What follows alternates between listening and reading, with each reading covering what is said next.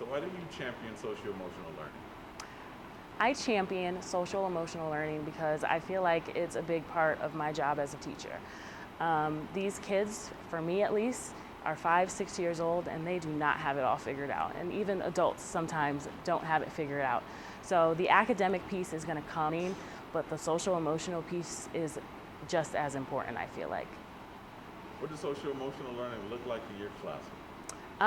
It's those little moments throughout the day, really. So although we have a curriculum for it, it's taking those teachable moments and really seizing those opportunities to have conversations about how to advocate for themselves. You know, if somebody's bothering them and doing something that they don't like, telling them gently, like, stop, I don't like that.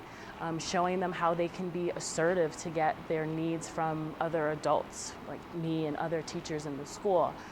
Talking to kids about empathy and what that looks like.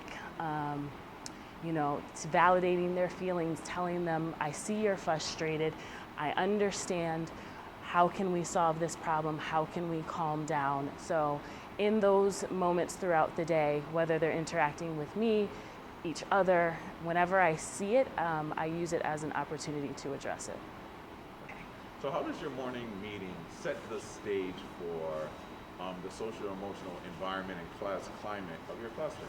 Morning meeting is so important because it really builds community, and I treat my students like they're my kids. And so I think about my own child and how I want somebody to connect with her and take care of her and love on her. And so every day we sit down, I have them check in with me, tell me how they're feeling. I remind them that I am one of the adults that they can come to when they're having a bad day, whether it's a loved one who passed away or a dog who ran away, or they're just not feeling school. I remind them that I'm there for them, but we have fun together. They get to share different things with me. And so building that relationship and really genuinely caring about all of those things that they tell me about. Whether it's something I can relate to or not, the morning meeting is the space for all of that stuff to happen.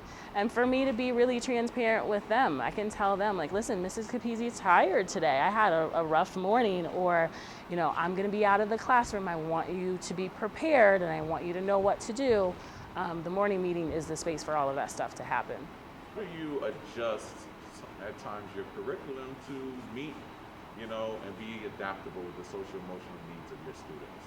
I feel like it's a balancing act. I think for me, the social emotional piece is always something I'm going to put first, and I will make adjustments to the academic curriculum as needed, but taking just 5 minutes out of the day to talk to them, to work through situations, I feel like is worth it for them in the long run. Excuse me.